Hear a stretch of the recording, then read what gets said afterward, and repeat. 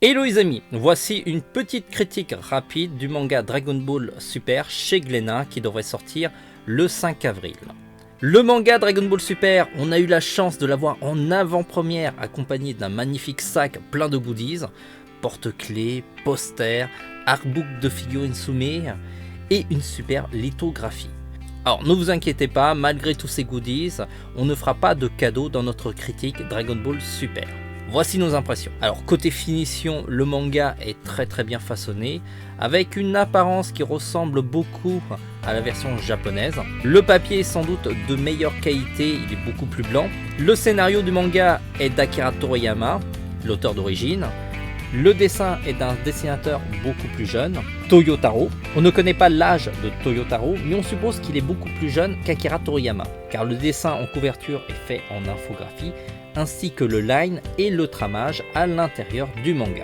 Comme il travaille en infographie, les lines sont beaucoup plus réguliers. Ça manque un peu de force lorsqu'on a l'habitude des planches d'Akira Toriyama, et en plus Akira Toriyama tramait beaucoup moins. En ce qui concerne le découpage et le style du dessin, on peut dire que ce jeune dessinateur s'en sort pas si mal. Il a énormément étudié le style d'Akira Toriyama et on peut lui dire chapeau. Il y a de fortes chances que son niveau va monter en puissance au fur et à mesure. Alors si vous lisez les billets sur TVH Land, vous savez qu'on n'est pas tendre avec la série Dragon Ball Super. En tout cas à ses débuts parce que le scénario s'améliore après. Pour ce manga, on est très agréablement surpris, parce que le découpage du scénario ne suit pas fidèlement le dessin animé. Il est beaucoup plus rapide et dynamique.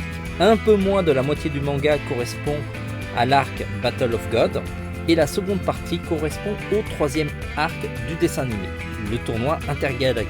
Si vous avez compris, ils ont fait l'impasse avec l'arc 2 qui correspond au retour de Freezer. Et c'est très bien comme ça parce que le rythme est beaucoup plus fluide. Autant le début de l'anime Dragon Ball Super ne nous avait pas foncièrement convaincus, le manga nous a étonnamment surpris. Il y a de l'action, les dessins sont beaux et surtout on a beaucoup ri, avec des blagues certes stupides mais quand même marrantes. Le manga Dragon Ball Super signe le grand retour de la franchise au devant de la scène française. Ça va être vraiment un gros carton parce que l'anime monte vraiment en puissance et en qualité. Merci d'avoir suivi cette petite critique, on se dit à très vite. En attendant, lisez bien.